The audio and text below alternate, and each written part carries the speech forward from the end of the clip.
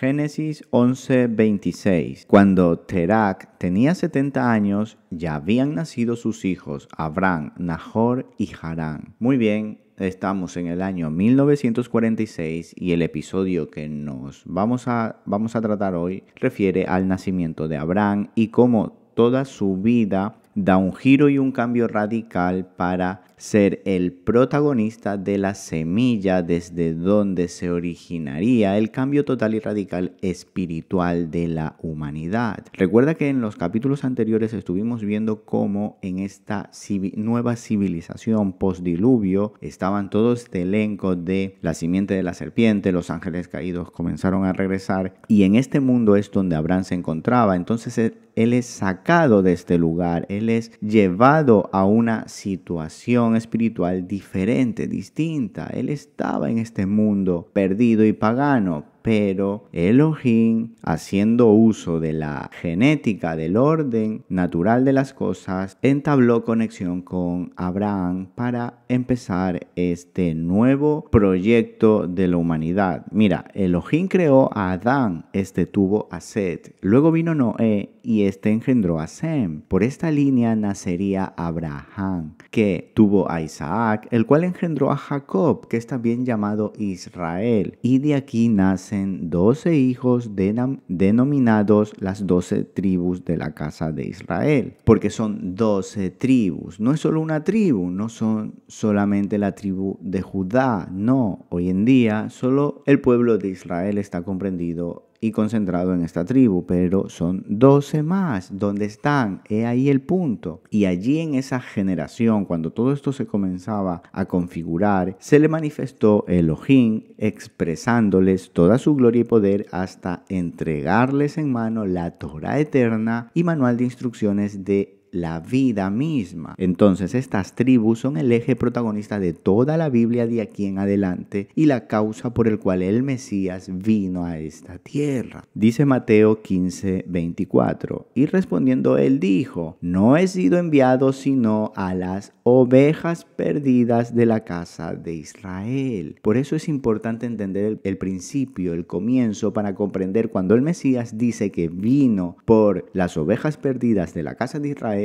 Así podemos comprender a quién se estaba refiriendo. Pues es muy importante, es básico para entender la doctrina suprema. Entonces, la casa de Israel son los 12 hijos de Jacob, y si no sientes una pertenencia de identidad divina enraizada en este árbol, tienes un problema de identidad, porque este árbol del cual fuiste desgajado por un breve tiempo es donde debes regresar. Estoy seguro de que tu espíritu grita por volver a ser injertado al árbol original donde se alimenta de esta rica savia que es el manual de instrucciones de esta vida, que es la Torá. Es más, si no sientes que cuando lees la Torá entre eso y tú hay una voz interior que grita dentro de ti que ahí está la verdad absoluta, si no aceptas esa identidad como israelita, miembro de las 12 tribus de Israel ancestral, entonces sencillamente estás practicando otro evangelio. O simplemente estás asistiendo a una iglesia errónea, una iglesia donde no están interesados en la verdad, donde no están interesados en estudiar la Biblia, la Torá, en agarrar el libro de principio a fin, entender la historia continua y cohesiva, donde no hay fractura ni separación de tiempo, donde todo es un continuo constante de una misma historia y un mismo plan. Yo te recomiendo que te alejes de esos predicadores, telepredicadores que solo están interesados en obtener dinero, obtener patrimonio, ganancias y más ganancias para el bien vivir de ellos en este mundo y en este sistema pervertido. Sodoma y Egipto, este es este sistema. Entonces es importante que entiendas las diferencias cuando Abraham surge sobre la tierra, cuando empieza a hablar la Biblia sobre Abraham, debes entender los conceptos básicos y mínimos, porque ahora en el presente no puedes utilizar y decir que Israel, el pueblo político que existe actualmente, fundado fundado por la ONU en 1948, es el embajador de Dios en la tierra. No tiene sentido. Es más, mira, estos conceptos son fundamentales para que encuentres las diferencias y comprendas cómo funciona este sistema. Así que vamos a aclarar conceptos. Mira, israelita, el significado es ciudadano que reside en el país de Israel sin importar raza, sexo o religión, credo o ideología. Simplemente con tener un pasaporte, obtener esa ciudadanía, tú eres un israelita. Luego tenemos judaíta, que significa descendiente consanguíneo de la tribu de Judá. Luego, judeano es un habitante de la provincia de Judea. Luego está el judaísmo, que es un grupo religioso que reclama ser descendiente de Abraham,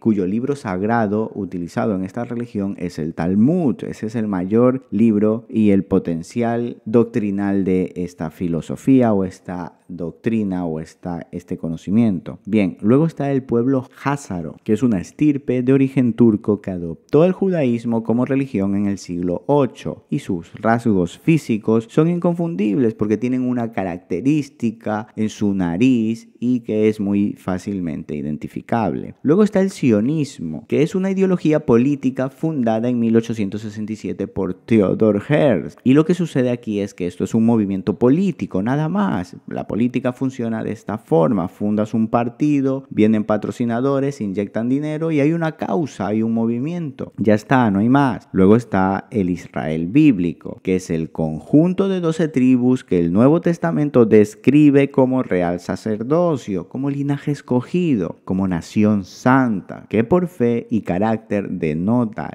los mismos atributos y virtudes del Mesías. El Israel bíblico es lo que vamos a analizar a lo largo de todo este pack de conjunto de conocimiento, de profecía y doctrina, porque el Israel bíblico no necesita ni de partido político, ni de una raíz consanguínea de origen turco, ni de un grupo religioso, ni de un carnet de identidad que te diga que tú eres ciudadano de tal país. Pero espera, que hay otro concepto muy importante que debes conocer, porque es un código bíblico y es Edom. Edom es el nombre en código que se le asigna a los falsos judíos de la Biblia, de Apocalipsis 2:9 y de todo el resto del canon bíblico, porque si existe un falso profeta, si existe un falso evangelio, si existen falsos cristianos, también existe un falso judío. Así que sería muy bueno matizar cada vez que aparece esta palabra en la Biblia, ya que no siempre significa lo mismo. Yo estoy seguro de que la introducción de este vocablo se hizo con el fin de confundir a la gente, y por eso tienes a todos los telepredicadores, a todos los influencers cristianos de hoy en día, los tienes confundidos con este término, y así es como se pierde la humanidad en conceptos absurdos, creyendo que los habitantes del moderno Estado de Israel son antropológicamente descendientes de Abraham. Esa ecuación no encaja por ningún sitio. No hay pruebas, no hay forma de analizarlo. Así que lamento comunicarles que este país como raza étnica no existe. Por lo tanto, el término pueblo escogido no se puede aplicar a ningún grupo étnico ni a ningún grupo político. Abraham era un mortal más que vivía en medio de una cultura pagana, pero activó las teclas correctas que provocaron un estallido de luz en su interior y codificó a sus descendientes esa misma luz que a la postre sería una nación más numerosa que las estrellas del cielo y la arena del mar. Ese código interior es una identidad y no un pasaporte. Esa es la clave. Llevas incrustado un código esperando a ser activado y convertirte en ese virus letal para el sistema de la bestia. Decir que Israel físico es un pasaporte y que Israel espiritual es la iglesia gentil fue una fábula del sionismo que muchos erróneamente se la tragaron. Todos los pastores, todos los teólogos, todos los telepredicadores tragaron con esta mentira. Pero en síntesis, tú eres Israel. Mira, Génesis 22:12. Y el ángel dijo, no extiendas tu mano contra el muchacho, ni le hagas nada, porque ahora sé que temes a Dios, ya que no me has rehusado a tu hijo, tu único. Abraham ofrece en sacrificio a Isaac en el monte Moriah, exactamente en el mismo lugar donde posteriormente se construiría el templo de Salomón, y exactamente en el mismo lugar donde a la postre tendría lugar el sacrificio del Mesías.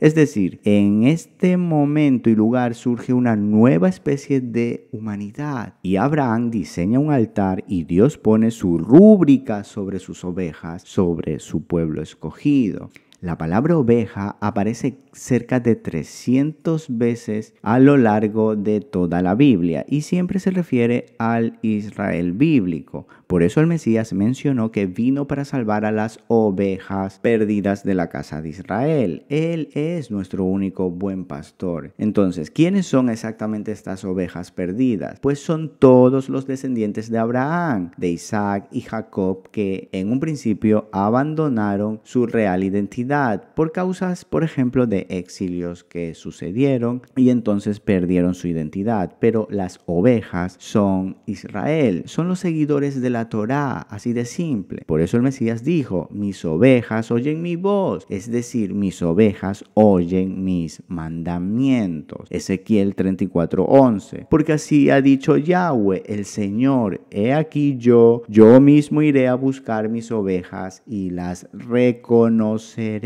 Cuando el Nuevo Testamento utiliza el simbolismo de oveja, se debe interpretar en el contexto del Antiguo Testamento, mas nunca crear doctrinas diseñando una extraña identidad enraizada en las costumbres de Roma, de Constantino, abandonando la esencia misma del Evangelio que es la Torá. A través del Mesías recobramos la ciudadanía de pueblo escogido y del que somos, por tanto, herederos. Somos injertados de nuevo en el olivo de Israel. En Romanos, Pablo te lo explica, pero es vital entender que todas las ramas se sustentan de la misma savia. Yo sé que esto es un poco complicado porque a lo mejor no has tenido la instrucción académica adecuada en cuanto a los evangelios y cómo se deben empezar a leer para que no crees una ensalada doctrinal y pienses que estar en el pacto de la gracia no tiene nada que ver con el antiguo pacto, porque estar en el pacto de la gracia es guardar la Torá, que es la carta magna y la constitución del cielo. Y una vez te das cuenta de que toda la Biblia es una sola historia cohesiva sobre un solo Dios que tiene un solo plan de redención para con toda su creación, ya nadie nunca más podrá engañarte, ni volverás a caer en esas doctrinas dispensacionalistas que solo generan división entre el pueblo escogido, pero que no sabe qué es el pueblo escogido. Es una ruptura, es una separación y mutilan el plan original, todos estos telepredicadores de la actualidad. Nunca más dos grupos, nunca más Israel versus iglesia, nunca más gentiles versus pueblo escogido y nunca más dos pueblos de judíos versus cristianos, sino un solo organismo vivo de ramas injertadas y que se alimentan todos de la misma savia, porque un árbol se alimenta todo en conjunto de la misma savia que emana de una misma raíz. Ezequiel 37:15. Tú, hijo del hombre, tómate ahora un palo y escribe en él a Judá y a los hijos de Israel, sus compañeros. Toma después otro palo y escribe en él a José, palo de Efraín, y a toda la casa de Israel, sus compañeros. Júntalos luego el uno con el otro para que sean en uno y serán uno en tu mano. Amigo, sal de Roma y huye de Babilonia. La Biblia es muy clara. Yo he participado en redes sociales en muchos debates sobre la ley versus la gracia, etcétera, etcétera. Y las frases típicas de disonancia cognitiva más usadas por los líderes que me intentan refutar mi forma de entender la Biblia son las siguientes. Ellos dicen, no estamos bajo la ley. O si no, pero Pablo dijo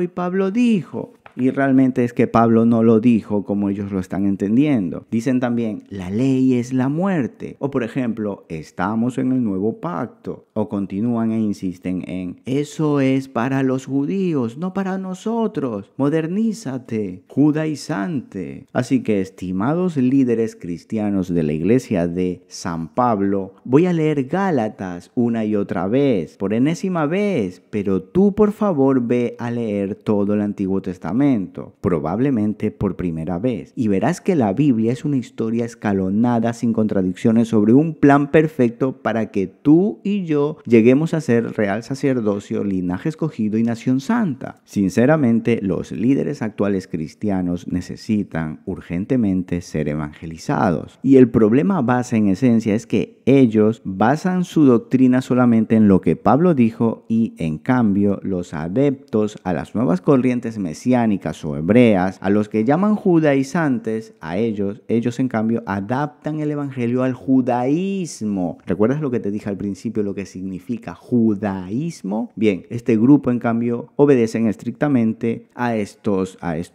cimientos. Entonces tenemos actualmente a estos dos grupos y unos obedecen estrictamente al último tercio de las escrituras y otros a las dos primeras partes de las escrituras. Es como intentar entender la saga de Star Wars viendo solamente el episodio final o los episodios 1 y 2. Si de verdad quieres ser un experto friki de Star Wars, vas a necesitar ver la saga completa de principio a fin. Pero entonces, ¿quién tiene la razón hoy en día? ¿Los cristianos reformados? ¿Los mesiánicos hebreos? Sinceramente, amigos, ninguno de los dos, porque unos están bajo influencia romana y los otros bajo influencia de Babilonia. Y ambas tienen raíces paganas. Ahora bien, estamos viviendo una silenciosa revolución de fe y ha comenzado el tiempo del retorno de las ovejas perdidas de la casa de Israel. Al igual que la oscuridad va en aumento, la luz se intensifica a causa de las tinieblas y brillaremos con mayor intensidad. Esta es la doctrina suprema y absoluta. Salmos 79:13. Y nosotros, pueblo tuyo y ovejas de tu prado, te alabaremos para siempre, de generación en generación cantaremos tus alabanzas. Un fuerte abrazo y nos vemos en la próxima.